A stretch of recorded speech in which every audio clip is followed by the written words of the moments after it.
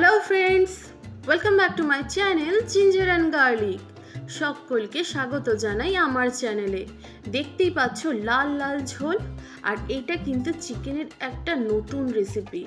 দুর্দান্ত মজাদার আর সুস্বাদু চিকেন লাহোরি।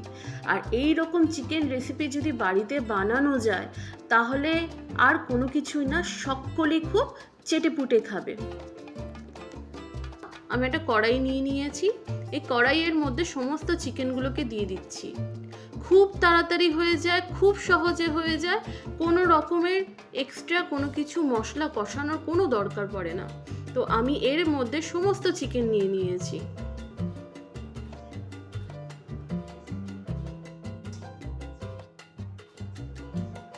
এবার এর মধ্যে দিয়ে দিলাম দুটো বড় লাল পেঁয়াজ কুচি করে রেখেছিলাম, সেগুলো দিয়ে দিলাম। দুটোর মতো টমেটো,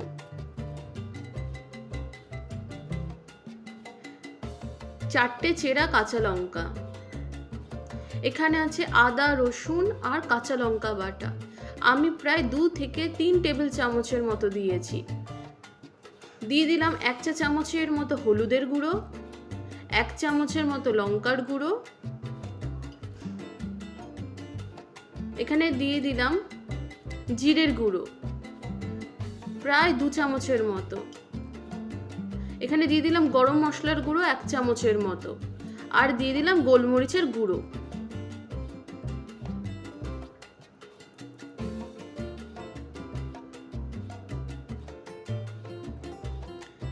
এখন এর মধ্যে আমি দই দিয়ে দিচ্ছি।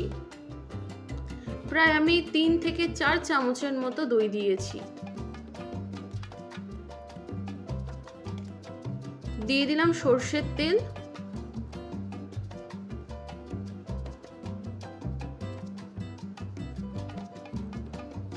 এখন হাতের সাহায্যে ভালো করে চিকেনটাকে মেখে নেব।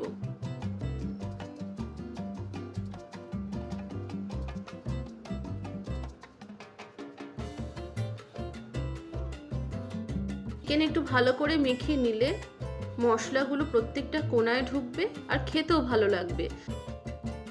আমি এর ওপরে নুন দিয়েছি। কিছুক্ষণ রেস্টে রেখে দিয়ে তারপর আমি কিন্তু গ্যাসটা জ্বালিয়ে দিয়েছিলাম। গ্যাসটা জ্বালিয়ে দিয়ে ঢেকে দিয়েছিলাম। আর দেখতেই পাচ্ছ বন্ধুরা, চিকেনটাকে কিন্তু আমি ওপরে রেখেছি, পেঁয়াজ টমেটো সব নিচে দিয়েছি।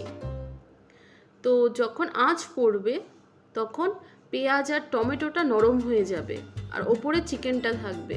তো তার জন্য আমি কি করেছি, চিকেনগুলোকে শুধু হালকা হাতে উল্টে পাল্টে দিয়েছি। আমি কিন্তু নিচের পেঁয়াজগুলোকে নাড়াইনি। একটু রেস্টে রান্না করতে হবে, ধৈর্য ধরে রান্না করতে হবে, তাহলে ভালো হবে। আর প্রত্যেকটা সময় খেয়াল করতে হবে চিকেনটা যেন ঢাকা থাকে। ঢাকা থাকলে চিকেনে ময়েশ্চারটা বেরোতে পারবে না, এক্সট্রা জল দিতে হবে না। আর চিকেনের থেকে যা জল বেরোবে সেই জলেই কিন্তু পেঁয়াজ টমেটো মশলাপাতি সব সেদ্ধ হয়ে গিয়ে কষতে আরম্ভ করবে। দেখতে পাচ্ছ বন্ধুরা, পেঁয়াজ টমেটো এগুলো সব গলে গেছে। এখন শুধু চিকেনের থেকে যে রসটা বেরিয়েছে বা জলটা বেরিয়েছে তাতেই আমি চিকেনটাকে ভুনা করব।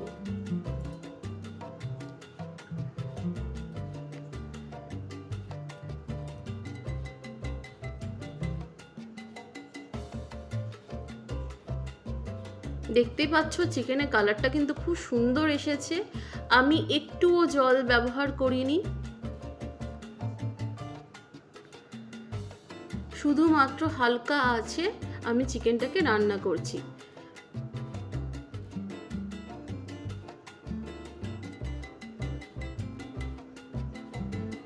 এখন আমি স্বাদ মতো নুন দিয়ে দিলাম। আমি প্রথমের দিকে নুন ব্যবহার করেছি আর এখন দিলাম নুন।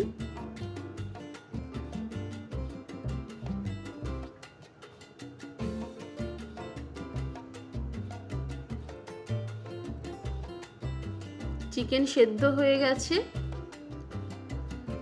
এর কালারটা দেখে বুঝতে পারছো যে কতটা লোভনীয় হয়েছে।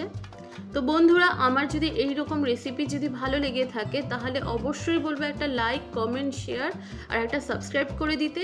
আর যত পুরনো বন্ধু আছো তাদের সকলকে বলবো একটা লাইক দিয়ে ভিডিওটা কন্টিনিউ করতে। লাইক দিয়ে দেখলে কিন্তু আমারও খুব ভালো লাগে আর আমিও কিন্তু একটু এগিয়ে যেতে পারবো। তো আমার চিকেন কিন্তু একদমই রেডি। তো বন্ধুরা, কেমন লাগলো এই চিকেনের রেসিপিটি? তো অবশ্যই কমেন্ট করে জানাবেন। ভালো থাকবেন, সুস্থ থাকবেন, টাটা।